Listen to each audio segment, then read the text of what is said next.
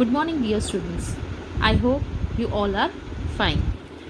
So, today we are going to start with Unit 3, the lesson number 3.3, A Crow in the House, on page number 64.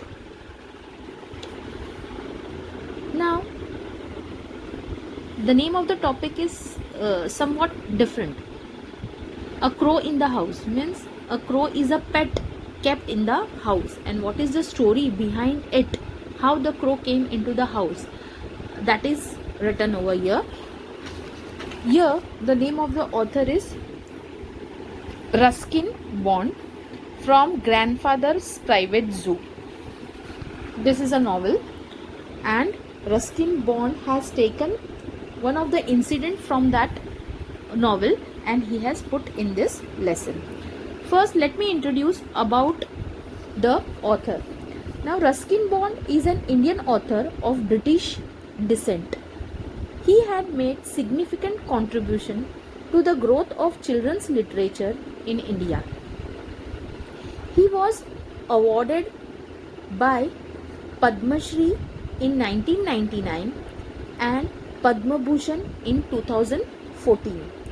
His work reflects his love for things in nature and his keen sense of observation. The present extract is from his book Grandfather's Private Zoo. Okay. Now, I'll give a short summary of the lesson. This extract revolves around a crow who was injured and lying on the road. He was picked up and taken home by the author and nursed back to be healthy.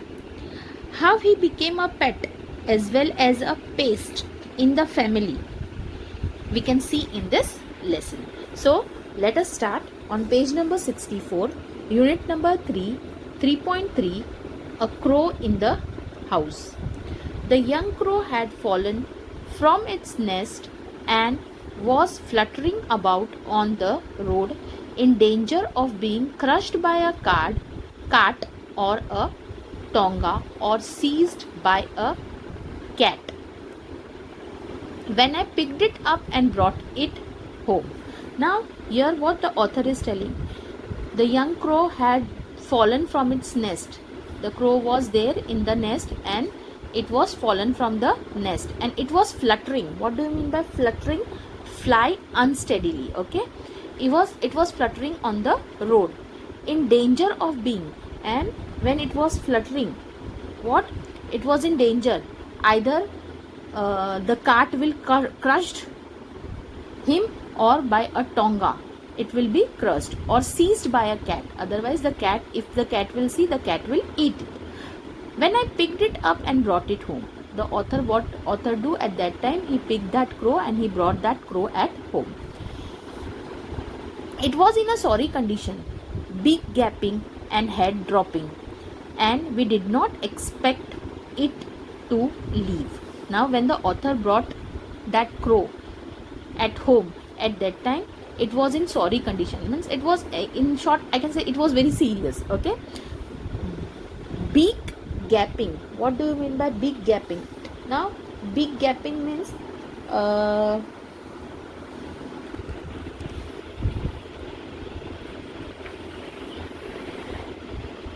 big wide open. Big gapping means wide open. Okay. And head dropping. The crow's head was also injured and we did not expect, and the author was thinking that soon the crow is going to die. But grandfather and I did our best to bring it round. We fed it by prizing its beak gently open with a pencil, pushing in a little bread and milk, and then removing the pencil to allow it to swallow. Now, when they brought the crow at that time, it was what? It was in very sorry conditions. Okay, means it was very serious.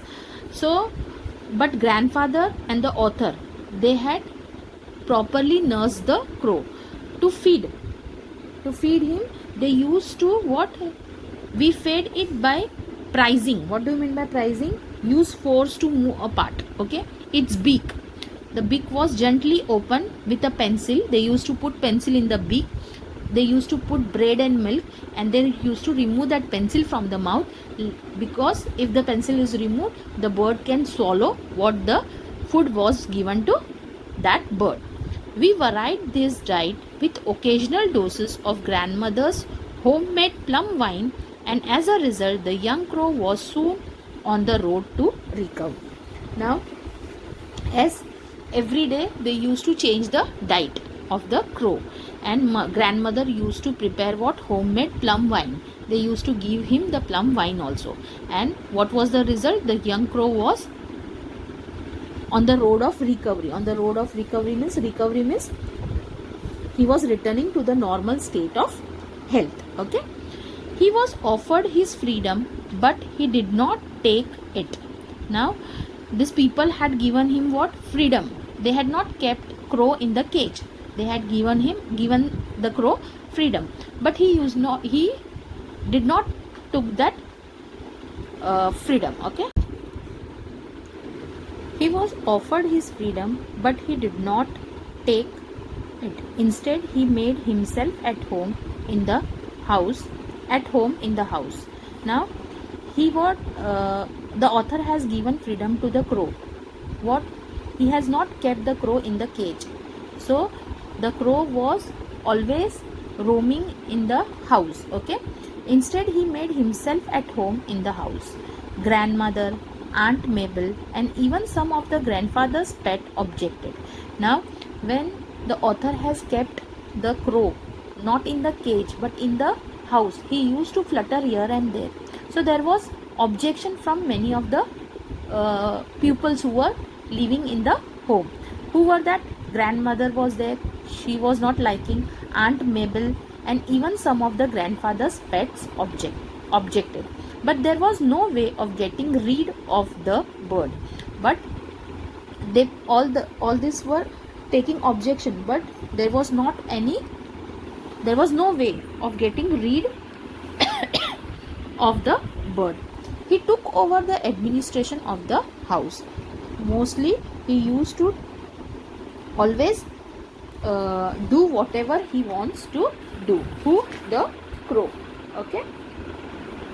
We were not sure that he was male, but we called him Caesar. Now this pupil, grandfather and even the author was not knowing whether the crow was a male or female, but they used to call him what? Caesar. Before long, Caesar was joining us at meal times, besides finding his own grubs or beetles in the garden. Now, whenever the author and grandfather used to sit and have lunch or dinner, at that time even Caesar used to join them, and they have not allowed him to find out his own grubs. What do you mean by grubs? The larva of an insect, especially a beetle. Okay. So in the garden, they never used to send the crow in the garden to find his own meal. He danced about on the dining table and gave us no peace until he had been given his small bowl of meat and soup and vegetables. Now, what he used to do? He used to dance on the dining table. Okay. And when he used to stop?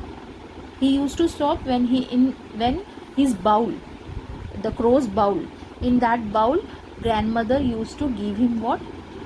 Meat, soup and vegetable. Okay. He was always restless, fidgeting about, investigating things. Now he means what? The crow was always restless. What do you mean by restless? Means he was not having peace. Okay. Restless, fidgeting about. What do you mean by fidgeting? Fidgeting means to make small nervous movements of hands and feet. Okay. Fidgeting about, investigating. What do you mean by investigating? Exploring or probing. Okay. Investigating means probing or exploring. So he would hop across a table to empty a matchbox of its content, or rip the daily paper to shred, or overturn a vase of flowers, or tug at the tail of one of the dogs. Now, rip, what do you mean by rip? See, what he used to do, he used to hop across a table.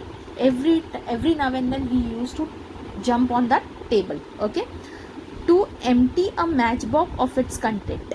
Well, if the grandfather used to keep the matchbox, he used to empty that matchbox, okay.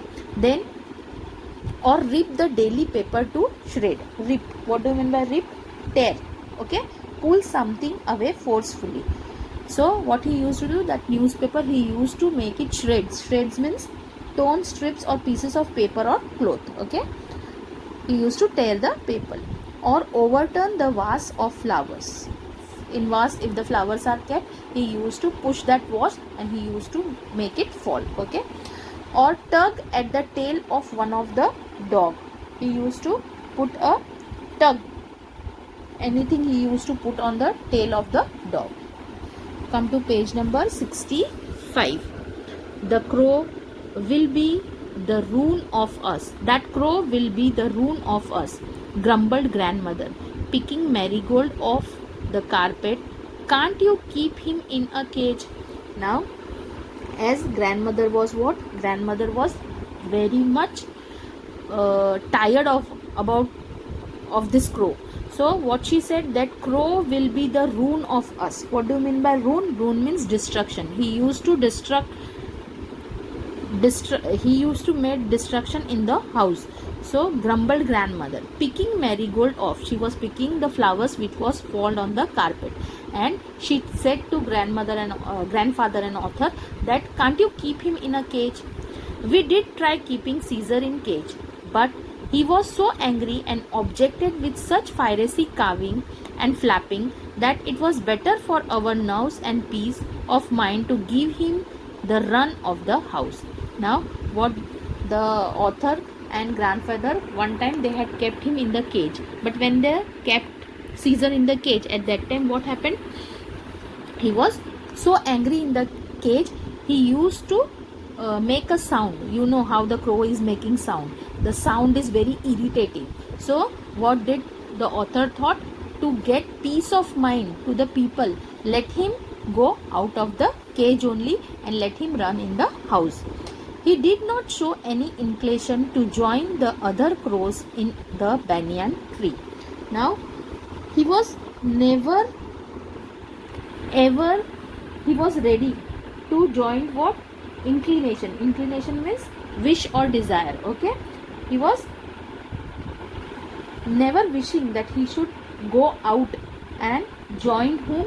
The group of the crows who were on the banyan tree near the house, okay.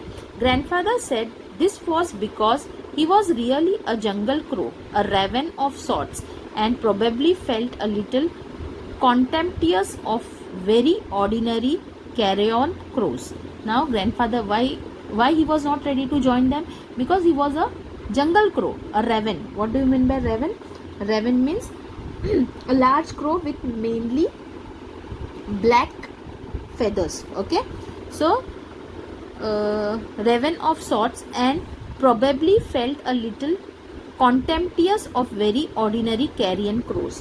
What do you mean by contemptuous? Contemptuous means showing disregard, okay. He was disregard about who? About the crows. And carrion crow, carrion crows means crows feeding on dead or decaying flesh and other garbage, okay. So but it seems to me that Caesar, having grown used to living with humans on equal terms, had become snobbish and did not wish to mix with his own kind.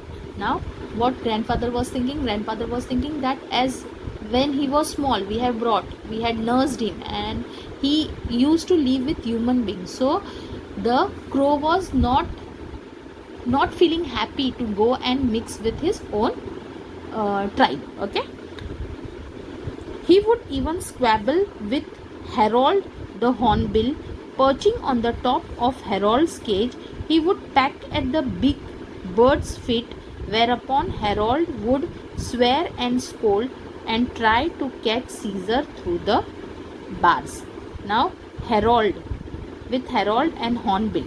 Now herald and hornbill, these are the birds. Okay. Snobbish, what do you mean by snobbish? See, the word is here, the snobbish. Snobbish means to consider oneself to be superior to others. Okay.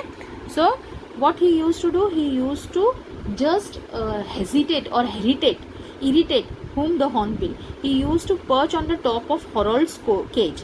He used to go and sit on the cage of the hornbill and peck a big birds. What do you mean by peck? Peck means to bite with beak. Okay, to bite with beak. He used to bite with beak on the bird's feet, whereupon Harold would swear and scold and try to catch Caesar through the bars. And what the hornbill used to do? Hornbill used to try to catch the hold of Caesar from the bars. I hope you have understood the chapter till here. The remaining part, the remaining half part, we will continue in next video. Okay, thank you, have a nice day.